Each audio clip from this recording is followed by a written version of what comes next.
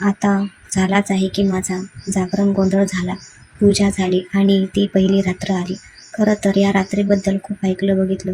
सिनेमातून, पुस्तकातून, लग्न झालेल्या मैत्रिणींचे किस्से ऐकून कानावर हात सुद्धा ठेवला. पण खऱ्या अर्थाने त्या रात्रीचा अर्थ, ती अनामिक हुरहुर आता संपणार होती. बाहेर पाऊस कोसळत होता आणि इकडे मनातला पाऊस बरसणार होता. कडी लावून जुई खोलीत आली.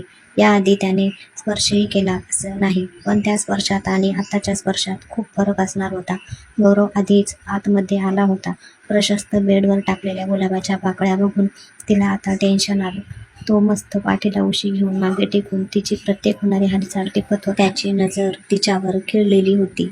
आता मात्र त्याची नजर तिला अवघड करत होती. एरवी तासनतास जरी त्याने तिच्याकडे बघितलं तरी तिला अवघडल्यासारखं व्हायचं नाही, पण आज त्याची नजर तिला अवघड म्हणण्यापेक्षा हवीशी वाटत होती. पण त्यात बघायचं धाडस होत नव्हतं. खोलीत छोटा बल्ब चालू होता. प्रकाश होता पण मंद. तिने त्याच्याकडे बघितलं.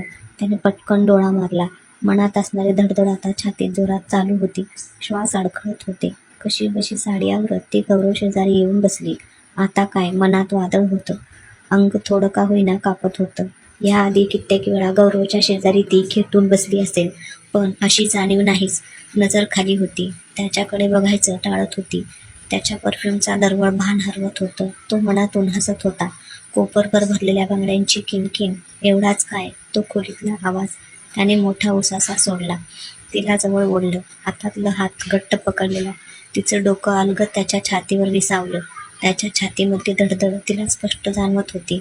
अंगावर दागिने तसेच होते. दिवसभर केसात असणारा अबोली गजऱ्याचा मोगरा कोमेजून गेला होता, पण मोगऱ्याचा दरवळ अजून येतच होता.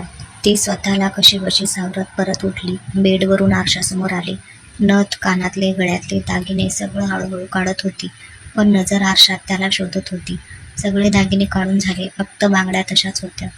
फक्त कुंकू ओठावरची, लालसर थोडी लिपस्टिक आणि मेहंदी हातावरची. केसांचा अंबाळा सोडला. काळेभोर केस पाठीवर आले. तिने कंगव्याने थोडे व्यवस्थित केले. तोच चंदनी परफ्यूम तिने मनगटावर थोडा मारला आणि मोठाने कानामागे लावला. आता प्रश्न होता साडीचा, पण तोही सुटला आपोआप. गौरव तिच्या मागे येऊन उभा होता. चंदनी वासाने वातावरण असंही धुंदमुंद होतं. त्याने मागूनच तिला घट्ट मिठी मारली. तिने डोळे मिटले. तो आरशात बघत होता तिला. तिच्या मानेवर अलगद ओठ टेकवले. कानावरून मागे काही केसांच्या बटा त्याने हळूवार मागे घेतल्या. ब्लाऊजला लावलेल्या पिनेतून तो जड जांभळा सोनेरी बुट्ट्या असलेला पदर त्याने अलगद सोडवला आणि क्षणात तो पदर जमिनीवर सरकला. सोनेरी रंगातील ते ब्लाऊज खोल गळ्याचं होतं. तिच्या हाताने त्याच्या हाताला आता घट्ट पकडलं. जणू त्या हातांची होणारी हालचाल तिला थांबवायची होती. श्वास अडखळत होते, तरी हृदय इतकं धडधड करत होतं की बाहेर येईल असं वाटत होतं. त्याच्या हाताने तिच्या पोटावर तसाच विळखा घातलेला. मऊ लुसलुशीत पोटाच्या त्याच्या हातांना होणारा स्पर्श तिला हवाहवासा वाटत होता. तिचे डोळे अजून मिटलेलेच होते. त्याच्या स्पर्शातून होणारी लज्जा ती आरशात पाहू शकत नव्हती, तरी ती स्पर्श तिला हवासा वाटत होता. त्याच्या हातांची फुट तिच्या पोटावरून नाभीवरून मुक्तपणे फिरू लागली. साडीच्या निऱ्यांना असलेली मोठी पिन त्याने काढली. तशा तिच्या चापून चुपून बसवलेल्या निऱ्या थोड्या मोकळ्या झाल्या. त्याने अलगद निऱ्यावरती ओढल्या. तसं तिने गरकन मागे वळून त्याला मिठी मारली. डोकं त्याच्या छातीवर नजर झोपलेलीच होती. साडीच्या निऱ्या तशाच बाहेर आलेल्या. अर्धी साडी खाली पसरलेली. त्याच्या श्वासाचा आवेग आणि छातीतील धडधड तिला स्पष्ट जाणवत होती. तिने वरती बघितलं त्याच्याकडे. तेच प्रेम कित्येक वर्षांपासून तिचं होतं. आज ती त्याच्या मिठीत होती. त्याच्या डोळ्यातलं तिचं प्रेम ती बघत होती. त्याने तिच्या ओठावर ओठ ठेवले आणि तिचे डोळे अलगद बंद झाले. अगदी पहिल्यांदा नाही, पण तो तिलाही हवाहवासा वाटला. तिच्या हाताने त्याच्या पाठीला मारलेला विळखा घट्ट झाला. हेच चुंबन एकत्र येण्याचं, दोन जीव एक होण्याचं. त्याचे हात तिच्या पाठीवर आणि केसात फिरत होते. ओठांच्या नाजूकतेचा आणि जिभेच्या उष्णतेचा झंकार अंगावरून सर्रकन जाणवत होता. अर्धवट राहिलेली साडी पूर्णपणे सुटून जमिनीवर पडली. त्याने तिच्या डोळ्यात परत एकदा पाहिले आणि त्याचे ओठ तिच्या मानेवर स्थिरावले. त्याचे हात तिच्या पाठीवरून नितंबापर्यंत अलगद सरसरत होते. त्याच्या छातीवर असणारे तिचे हात त्याच्या पाठीत घट्ट रुतले होते. त्याचे हात नकळत तिच्या नितंबावर स्थिरावले. तिच्या ओठांचं पुन्हा एक दीर्घ चुंबन घेऊन त्याचे ओठ हनुवटीवर आणले. गोऱ्या गळ्यावर एक तीळ होता. त्यावर हळूच ओठ टेकून तिथे एक अलगद फुंकर मारली.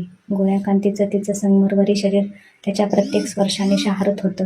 त्याने तिचे ओठ आणखी खाली आणले. सोनेरी रंगाच्या लॉकेट ब्लाऊजमधून तिच्या गोऱ्या वक्षांची सुंदरता मोहक होती. अर्धे दिसणाऱ्या वक्षांवर त्याने ओठ टेकवले. मासल वक्षांवर असणाऱ्या हिरव्या शिरा त्याला वेळ लावत होत्या.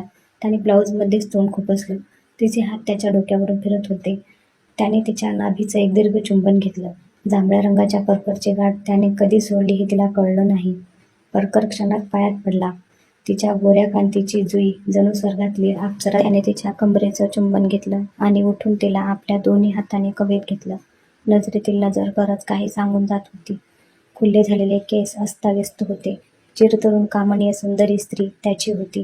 ती त्याची नजर टाळत होती. पण पुढे तो काय करणार हेही त्याच्या शरीराला जाणून घ्यायचं होतं. तो तिच्या शेजारी पडला. एक दीर्घ चुंबन हाताचं आणि नंतर त्याचे हात तिच्या मांड्यांवरून हळूवार फिरत होते. ब्लाऊजची 2 हुकं अशीच सुटली. फक्त 2 हुकवर ब्लाऊज बांधलं गेलं होतं. त्याने दोन्ही हुक काढले. इतक्या वेळ ब्लाऊजमध्ये बंद असणारे दोन्ही वक्ष सुटले. त्याने हळूवार ओठांनी त्या वक्षांची चुंबनं घ्यायला सुरुवात केली. त्याचे गरम उसासे तिच्या गोऱ्या मासल वक्षांना जाणवत होते. एका हाताने वक्षाला हळूवार कुरवळत होता. त्याने दुसऱ्या वक्षाला ओठात घेतलं होतं. तिच्या हातांच्या मुठ्या आवळल्या होत्या. तो हळूवार दोन्ही वक्षांना कुरवाळत होता, चुंबन घेत होता. ती ओठावर ओठ ठेवून बाहेर पडणारे उसासे थांबवण्याचा प्रयत्न करत होती. त्याचे हात तिच्या कमरेवरून नाभीपर्यंत फिरत होते. त्याने सरकन तिच्या अंगावर असणारा एका कपड्याचा अडथळा विनाविलंब बाजूला केला. बल्बच्या मंद प्रकाशात तिचा गोरापान कामनीय नग्न देह त्याला आमंत्रण देत होता. जांघेतल्या कुरळ्या केसांवरून तिच्या हात फिरवताना तिच्या हातांनी त्याच्या डोक्याला घट्ट पकडलं होतं. एरवाना तोही नग्न झाला होता. प्रणय हाच तो हवाहवासा वाटणारा. गौरवला तसं बघून ती लाजली. तशी मनात थोडी भीती होती. तिने त्याच्या पौरुषत्वाकडे बघितले आणि डोळे बंद केले. त्याने हळूच तिचे दोन्ही पाय एकमेकांपासून दूर नेले आणि तिच्या सर्वांगातून एक छोटी कळ आली. त्याचा एक हात तिच्या वक्षावर होता आणि दुसरा तिने त्याच्या हातात घट्ट दिलेला. काही क्षण तसेच गेले. दोघांनी एकमेकांना बघितले आणि तिचे दोन्ही हात त्याच्या पाठीत रुतले. बांगड्यांचा लयबद्ध आवाज येत होता. वरून पावसाची धार वाढत गेली. तो दमला आणि ती तृप्त झाली. तिच्या छातीवर तो काही क्षण तसाच पडून होता. रात्र सरून पहाट होत होती. पावसाच्या सरीला आता ओढ लागली. 2 जीव एकमेकांच्या बाहुपाशात कधी निजले ते त्यांनाच कळलं नाही.